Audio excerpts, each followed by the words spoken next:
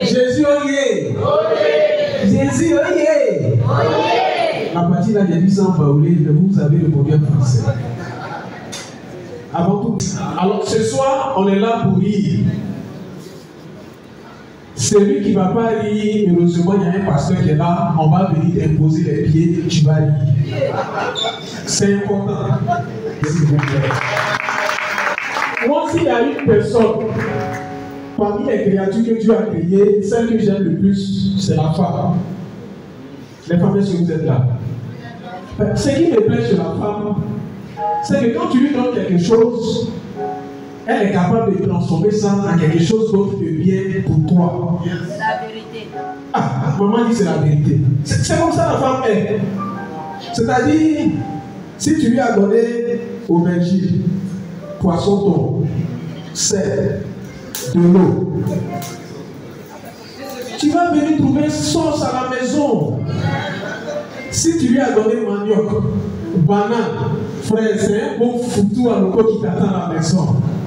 Mais le problème aussi, c'est que mon grand frère, avant de se marier, il avait des abdos, tablette chocolat, carrosse de cacao. En tout cas, son ventre là était bien. Mais depuis un bon moment, on l'appelle femme enceinte au quartier. Parce qu'Abdou, la tour est partie. Sa femme a pris ça et puis lui a donné le gros ventre comme ça devant lui. Dans la foi, vous êtes bien. Moi, dans mon match chrétien, j'ai vécu beaucoup de choses. En sorte que j'ai décidé, pasteur, de ne plus prier pour une sœur en Christ qui est malade. Donc ne dites pas que je suis mauvais. Dans la vie, on prend des décisions à cause d'une situation qui a prévalu pendant notre match. Donc moi où je suis ici là, je suis désolé, hein, mais si on m'appelle pour me dire, ah frère, il y a une sœur en Christ qui est malade. Si vous partez prier, allez-y. Mais moi, je ne vais pas. L'histoire. Nous, on était carrément à la maison.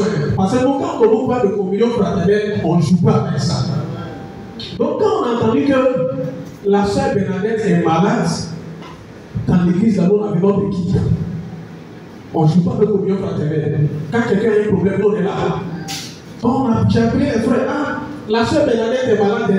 Il y a un frère à lui, il est rempli du Saint-Esprit. Si tu as un problème, tu l'appelles, lui, il vient prier, lui, il ne joue pas. Donc quand il a entendu que la sœur Bernadette est malade, il dit ça, c'est un attaque diabolique. On s'est ramassé pour aller partir sur la sœur Bernadette. On arrive, voilà la sœur Bernadette est assise, elle est un peu pâle, elle crache un peu, elle est un peu bizarre. Donc quand mon frère a vu ça, parole de connaissance en même temps. Je vous avais dit, ça, c'est attaque diabolique. Il faut nous voir maintenant, on a engagé la prière.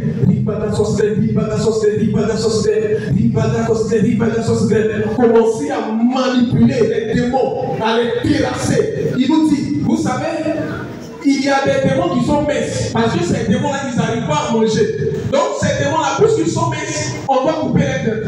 Prenez le couteau, égorgez Satan, égorgez Satan. On commence à les égorger. Ce jour-là, on a prié.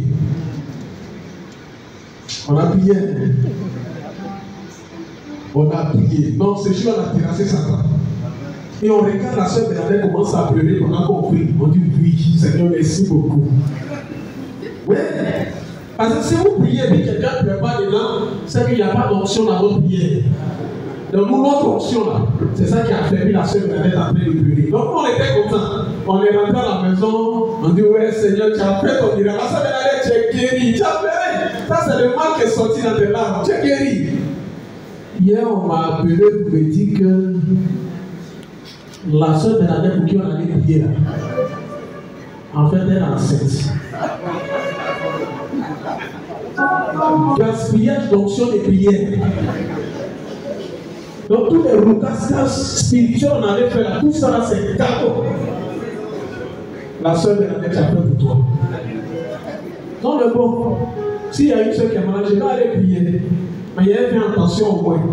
Je vais bien poser les questions avant de faire quoi que ce soit. Et puis il y a une chose moi je n'aime pas dans cette vie là. Je ne sais pas si vous, ça vous est une fois arrivé. Mais les blabla les gens font avant de te demander de l'argent. Moi, ça me pose problème. Hein. Mais les gens, ils vont venir, tu es là et puis tu reçois un message. Salut. Bon, toi, tu dis, ah, il y a un frère qui pense à moi et qui me salue. Donc, au nom de la communion fraternelle, toi aussi, tu vas le voir.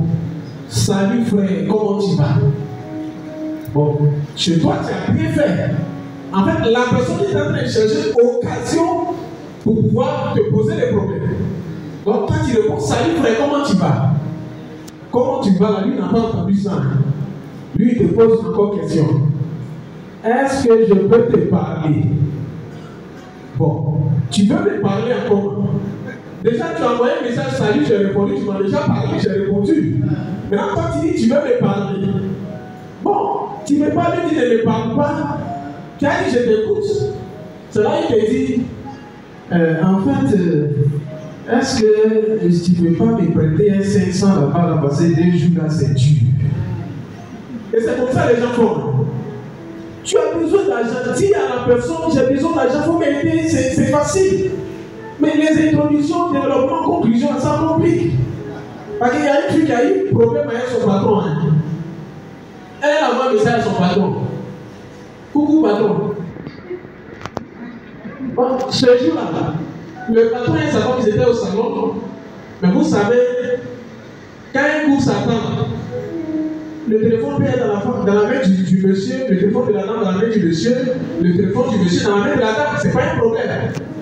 Donc ici c'est dans un foyer où on te dit, mon téléphone là c'est ma vie privée là. On dit qu'il y a une fidélité dedans. Je parle à quelqu'un ce soir. D'accord. Je ferme la parenthèse. Donc elle envoie un message à son patron. Coucou patron. Le téléphone était dans la main de la femme du patron. Bon, elle est prête. Bon, comment quelqu'un peut saluer son patron et puis lui dire coucou? Bon, elle n'a pas compris. Et puis là, il y a un deuxième message qui vient. Il dit, mais les gens qui aiment, avant de demander service, et puis ils envoient beaucoup de. C'est pas moi, hein? Deuxième message vient. Je suis enceinte. Ah, maman. C'est comme ça la femme aussi qui avait été, c'est comme ça qu'elle a réagi. Elle a tiré quoi? Elle a jeté le téléphone, elle a commencé à faire des histoires à son mari. Pendant qu'ils étaient en train de faire par là, le troisième message vient. Pardon, est-ce que tu peux me donner 3 jours? Parce que je dois aller à l'hôpital faire des examens prénataux et puis ensuite aussi aller parler avec le monsieur qui m'a enceinté là. Bon, c'est là maintenant le monsieur qui est venu prendre son téléphone, il voit le troisième message. Il envoie un message. Toi, tu veux demander service là. Va-toi, on peut te demander ce que tu veux. Tu m'envoies salut, coucou patron. Je suis ton ami. Tu me dis que tu es enceinte. Je suis en train de te dire, ma femme a lu tes 2 premiers messages. Le reste, elle n'a pas vu dedans. Donc, avant que moi je te donne les jours là, viens d'abord régler le problème que tu as créé dans mon foyer ici d'abord. Est-ce qu'on peut applaudir s'il vous plaît? Voilà. Le temps qui m'a été donné est déjà parti. Et comme l'animateur l'a si bien dit,